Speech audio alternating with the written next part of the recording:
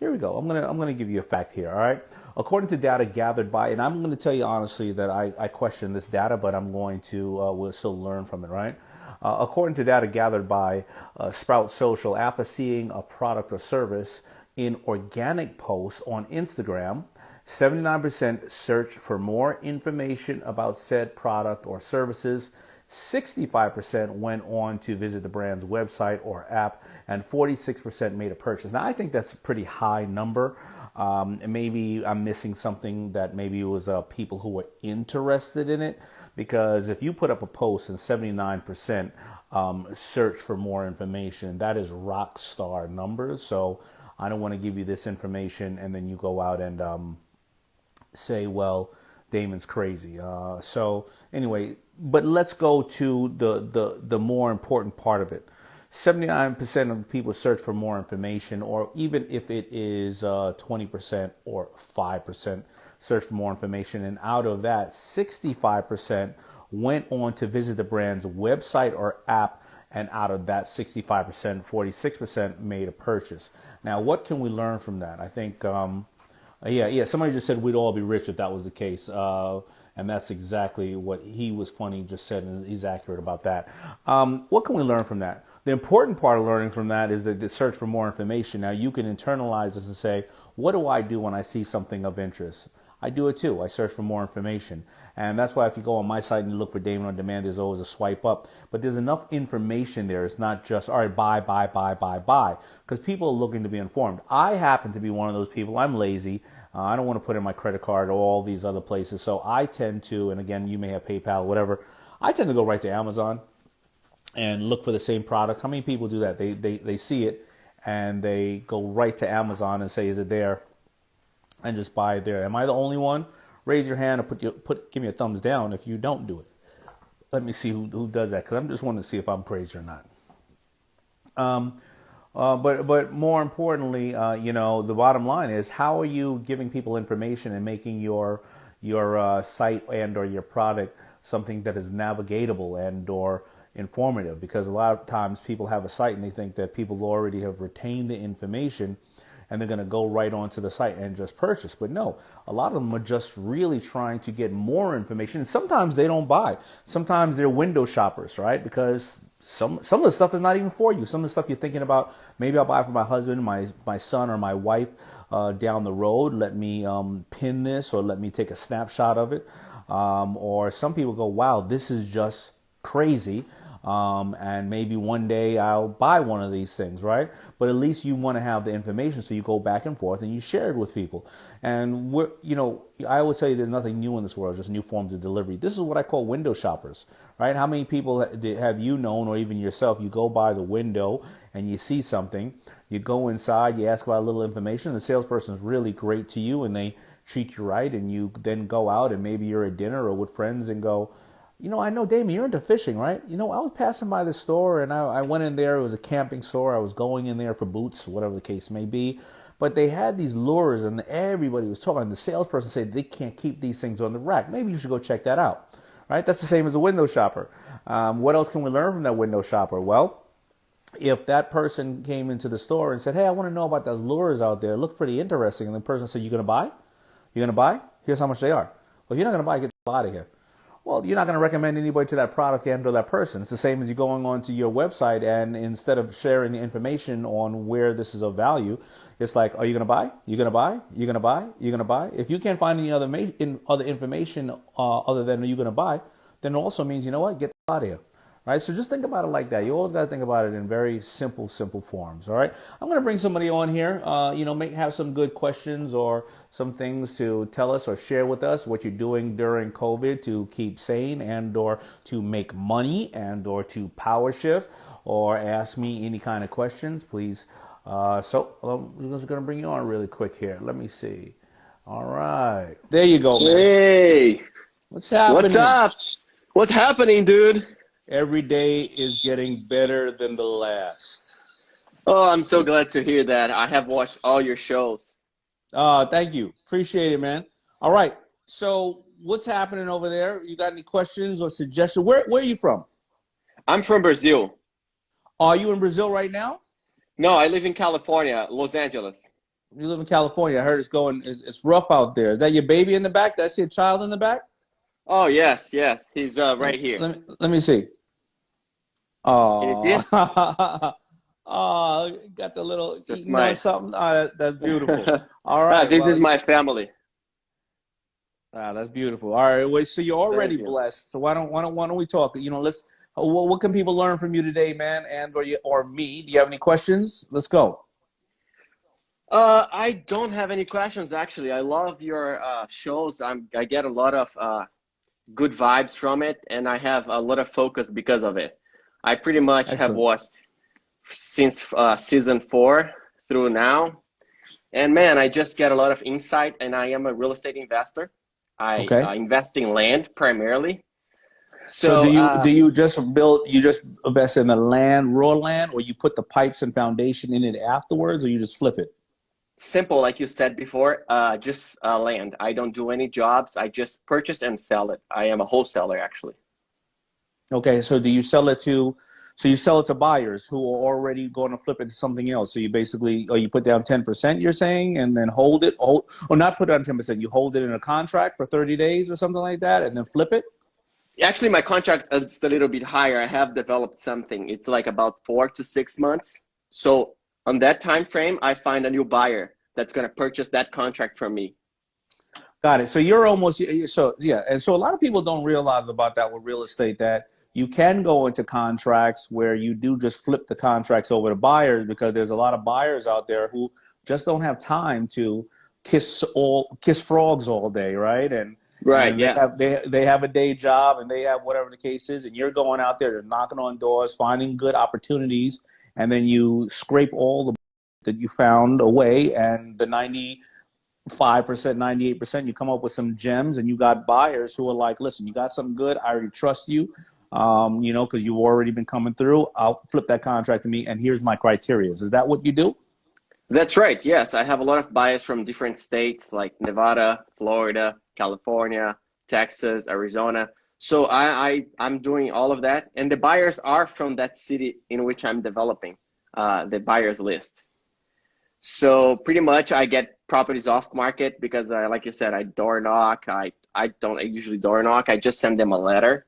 It's Yeah. super simple, man. And this COVID gave me so much focus because I used to go to the office and like talk to other people, and now I just work in my house. I have my back office right here, and yeah, man, just grateful because of my family. Everything's good. The business is like exploding. Real estate is really good. Sad because of the other business like restaurants, retails, saloons. They're going underwater.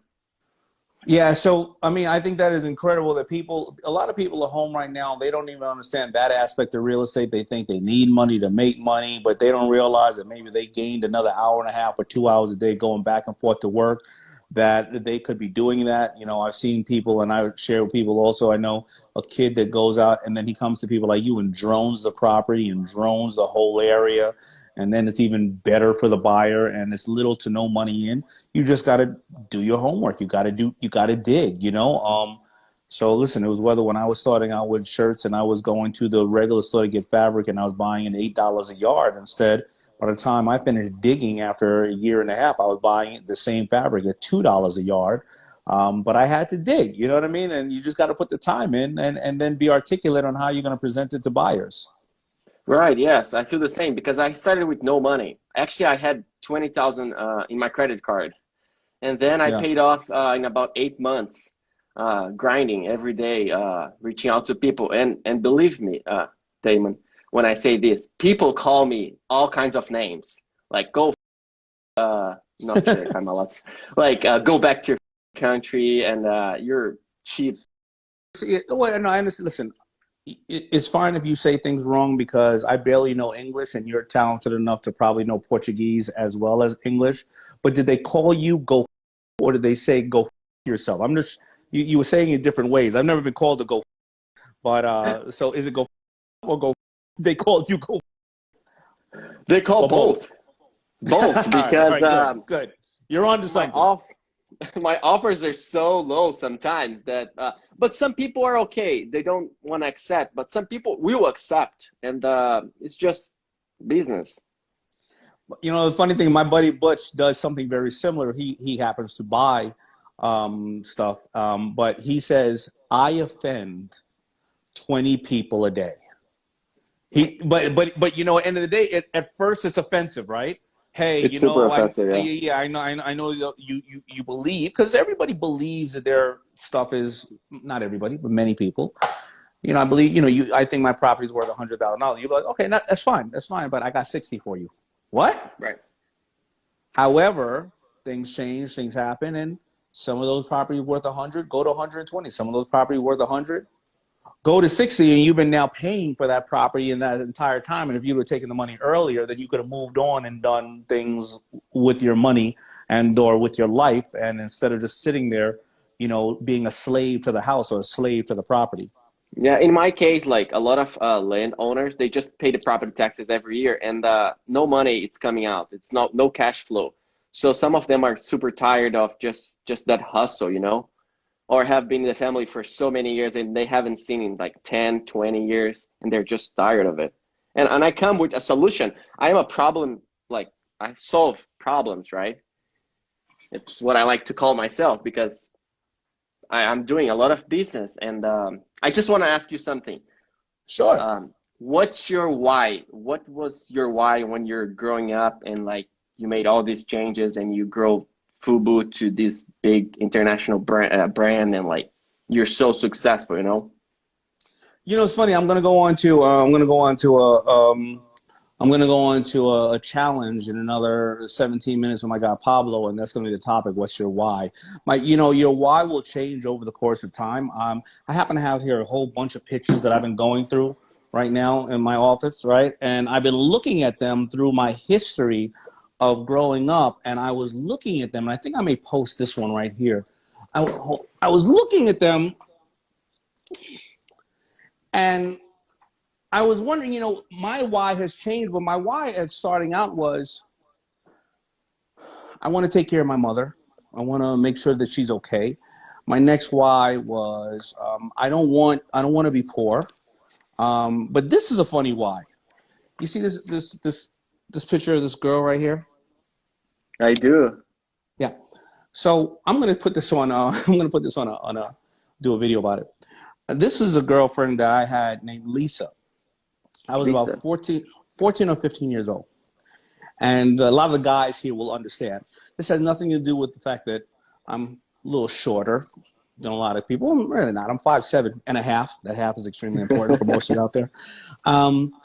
But I got her around 14, 15. I got her to be my girlfriend. And she was the first curvy girl that I was ever with. She looked like I was 14, 15. She looked like she was 18. Now that is night and day when you are a kid, right? 14 to having an 18-year-old girlfriend. She was technically an older woman. She actually knew how to wear heels, right? So I'm at that time, I'm 5'4" and a half. And don't laugh at me, George. So anyway, I'm walking down the mall with her. I'm walking down the street with her, and it's like a mall. Uh-huh. And this guy pulls up with a beat-up car. Now, at 14 or 15, I had a beat-up car, too, but this guy's car was better than mine. Mine was like 30 years old. His was like 15. And he said, he was a big guy. He had a little gold chain on. I think it was fake. But he said, hey, to Lisa, he didn't know her. He said, and I heard this like a couple of times, why don't you take your little brother home and, you know, hang out with us in the park and stuff like that. And I remember my why at that point was, I'm going to be rich. I'm going to be rich. I'm going to be successful. No one talk to me like that again in my life.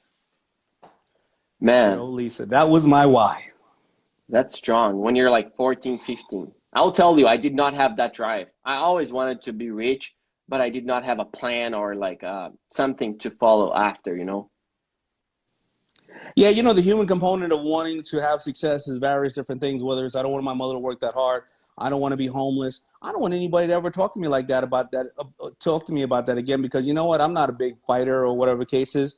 And this guy was about 6 feet tall and a little bit older. But you know what? He's going to respect me one day. Anybody in the world and everybody in the world is going to respect me when I walk into a room, no matter what my size, color, gender, or creed is. And then after that, it became an ego thing of, you know what, I didn't go to college like everybody else because I thought I was smarter than everybody else, and then everybody else was coming back from college, and I was a waiter at Red Lobster serving them shrimp. So maybe I'm an idiot, you know. And Mm. it was the fact that it was me having to check myself that I was not as smart as everybody else, as smart as I thought as I was, and I better get my together. And that was my why. So your why will Got change it. from time to time to time to time. And you know, you with that beautiful family behind you, I mean, is that your first child? Yes, that's my first child. Well, then at that point, that why becomes huge. It always becomes how, and no matter what happens, you know, in this next couple of years, I got to put aside enough to make sure if I get ran over by a bus, that this child and my family is going to be okay. That becomes generally a why at this age. And it says, before I was working just for myself. Now I'm working for two or three or four, and I can't let them down. Right, yeah, it's a big why, that's for sure. Every time I look at him, I look at my wife, I have to think twice and like think about the wealth that I want to create because I want them to be okay, you know. I want my son to do whatever he want to do. And that costs money, a lot of money, right, Damon? It does. It costs a lot of money. And simultaneously, while it costs money, the money that you try to make, often as a parent, you find that you leave your significant other, and both you are mostly trying to make money. You leave the children alone. So you need to make more money so that you can also have more time to simultaneously be able to be there for your kids as they go through those important development stages. So how do you do both, right? Making money at the same time as being there, because nobody's going to raise or love your kids the way you're going to love them, right? And you don't No, want yeah. them, and you know, at 13, 14, and 15, well, you know, I don't even know today. Today, I was about to say at 13, 14, 15, you allow them into the streets to get bad information from people who may not have resources and love around them. But at 7 years old now, they get on social media, you're allowing the streets to come into your home. I know, yeah. It's tough, man. But my wife is pregnant again, so I have to work a little harder, you know. Thank you. Congratulations. The COVID's really working out for you, huh? You know, COVID's either going to create a lot of divorces or a lot of new babies. I know, man. It's really great, actually. I have reunited my family. It's the biggest thing for me, and this COVID, it's a hit on all of us, but it has come with a lot of blessings. Sorry. All right. So, you know, in closing, I just want you to tell people really quick, what do you do, and how have you been making it, and what do you suggest for people who want to get into wholesale real estate? So I do say you have to find a mentor. You have to find someone that's gonna teach you. What I did, I started going to meetings before this COVID, and with real estate investors that were like 40, 50 years in experience. So they would teach me a lot. And then you have to grind. You have to find a way in which people are gonna reply back to you, right? You're gonna have to change your strategy multiple times until you find the correct one. And when you find it, don't change it. Just go after, you know, go after, because you have the result already. You're just gonna have to do it more often. So what I have done, I just do the same thing in which I started. I changed some things, and so now I have a better response. And what my income last year, I tripled from last year to this year. And man, it's just great. And Shark Tank, oh boy, I love you guys. I love watching, and like I get so many good insights on how to talk to people, how to present my offer, how to receive, how to do the math about the equity and all these things. And you don't need money to make money. It's just in your head. Everything is like in your head, and you're gonna make it happen if you do the daily work. Yeah, so you know, I want to really just break down my quick conversation with you, because a lot of people don't get to see Shark Tank through the whole breakdown, and people wonder often on Shark Tank, how do we break people down and invest in people? But throughout this conversation, it's very, very clear what I learned simply from you. You came with nothing, right? And you only had $20,000 on a credit card, but I heard the word office. That means you've grown to that level of an office. Then you break down that you have increased your business, massively. You also do wholesaling, meaning zero money. You were willing enough to tell everybody exactly what you do, because a lot of people act like what they do is a big secret. And the reason why you did that is because you have experienced mentors yourself, so you have no problem opening up your heart and mind and sharing with people. You have a newborn, but you also feel financially, I'm not going to say super comfortable. You think you know where you're going because you came from here, but you already are having another child come in this life, and God has blessed you with that, and you've been comfortable enough due to the things that you have been doing. You also are a hard worker. You're not going to take no for an answer, because so many people told you, get the hell out of here, but that didn't seem to stop you. So, and you're sharing with people here now how they can do it, and also go out there and get mentors. So that's what we look for when we see people. We don't need to hear about how much business you've done. We need to hear your story. How come you didn't give up? Did you have any obstacles? What did you come over here with? And how are you as a person if you have a moral compass? And that's how you break people down. And it's really, really great. So let me, I'm going to hop off. I got this really talking guy named Grant Cardone on here. I think I'm going to pick him right now really quick. Thank you, man. And I appreciate you, dude. Yeah, let's take a photo. 1 second. Come on, let's do it. Cheese. Jeez. All right, got it, dude. Thank you. Shout out to Lisa. Shout out to you, man. I see you around. See you around. Bye. It's not hidden. It's not hidden, billionaire. What kind of? I'm glad they don't put you in charge of titles, man. You know what I'm saying? I'm a dyslexic. Hiding billionaire. Yeah, that's what it's called. It was called. Listen, if anybody can't Google Grant Cardone new show, then they shouldn't be watching TV anyway. Yeah, dude, you're looking good. You look younger every time I see you. What you doing, man? That's what I want to know. I can't tell you, man. I can't tell you. I can't. Are you doing some of that Kim Kardashian, like that scraping the skin, and man? No, man. No, this is what it is, baby. Dude, you just look. You look good. You look. You do too. Tell me about the show, man. I want to hear about the show. Yeah. So, yeah, it comes out January 6th on Discovery Channel. People have been telling me for years, you should be on Shark Tank, man. You should be on Shark Tank. And I call my friends over at Shark Tank, and I'm like, hey, can you get me on Shark Tank? And one of the dudes over there tried to help get me on Shark Tank because he believes in me. But, the people in the suits. I think you'd be an amazing shark. Yeah, but the people in the suits clearly didn't believe in me. Nah, they believe in you. I'll tell you what happens usually, because they need such a diversified cast. They haven't yet had on anybody who represents the Asian culture, a female African American. I think that's probably what it is. But they also know you big time. You big time though. When they're gonna have somebody that represents, I'm diversity too, dude. I'm extreme. When they're gonna have some extreme people represented? That is true. Where you going, man? I want to be like you, man. Where you going? You in the back of the car? I drive myself. I got this Pinto. Where are you at, man? You in the back of the car? See, because I can't reach the pedals, so I have somebody drive me. You know what it's like being like that. No, I don't, because I don't fly private, and I used to love when my boy said, "Yo, boy, I sit in the front of the plane in the back of the car. You sit on the plane and you take your car on the plane. You're so big. You're so big." I just want to get bigger like you, bro. You're my emulation. You're my mentor. You're my point, my destination. You're my example. Well, I need you to help me out. Hey, let me tell you about the show real quick, because I think your audience will love this. So I leave the growth conference in February, Vegas. I get on a plane. They shave my head, and I get dropped off in a city in Colorado.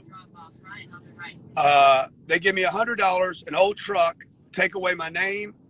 They take away. I don't have any water, Damon. No, I don't have water, food, or shelter. I cannot use my credit cards, cannot use my phone, and cannot use any of my contacts. And I got to turn $100 into $1 million, or I got to pay $1 million. Dude, hardest thing I've ever done in my whole life. So you were cooking crack yourself when you got off. You were just like, dude, I went straight to where I had to go. I picked up my scale. You went to the pawn shop. You went to the pawn shop and bought a rusty knife, stuck up someplace, a 7-Eleven. What did you do, man? How many nights do you think I slept in a truck? It was 16 degrees. It's 16 degrees when I got there. I got 2 pairs of jeans and 2 t-shirts. But the reality is how the cat. So let me ask you something, because I always watch the Bear Grylls stuff, and I be thinking, you know, they're in trailers. Was the crew in nice warmy trailers, and you were shivering in an old Chevy in the parking lot? At 6 days, on the 6th day, I found the crew in a crew truck. There was some donuts, stale donuts. You pull straight ahead, make a left. It's the blue aircraft. And I was like, oh my God, I got donuts. Okay, I'm gonna tell the audience, your audience is so special, and you're so special. I'm gonna tell you one little thing that happened that nobody knows. I didn't spend any money the first 10 days. Not one? Not one penny. 365 Golf Charlie. You can just pull up to the front door. Research, homework, contacts. What were you doing? Straight? Yep, I was hustling, baby. Yo, Grant, let me tell you something, man. The people that hate me are gonna love watching me suffer. Let me tell you something. You know, everybody here knows that you're a star, and a lot of people in the world know you're a star, but the regular world doesn't know you. But I'm going to tell you something, man. If I was working on that set and I caught you eating a crunchy bear claw, a 6-day bear claw, and I had a little video of you, I'm getting paid. I'm getting paid. Oh, look at that. Where you doing? Where you going? I'm going home. Oh. Going home. Hey, I love you, man. Love you, brother. We gotta do some shit together. Fly safe. Fly safe, man. Huh? I will, buddy. Appreciate you. God bless you. God bless you. Appreciate you. Tell your wife hello. Got it. All the same to you and the family. Peace. If you want another awesome video in our Black Excellence series, check out the video right there next to me. I think you'll enjoy it. Continue to believe, and I'll see you there.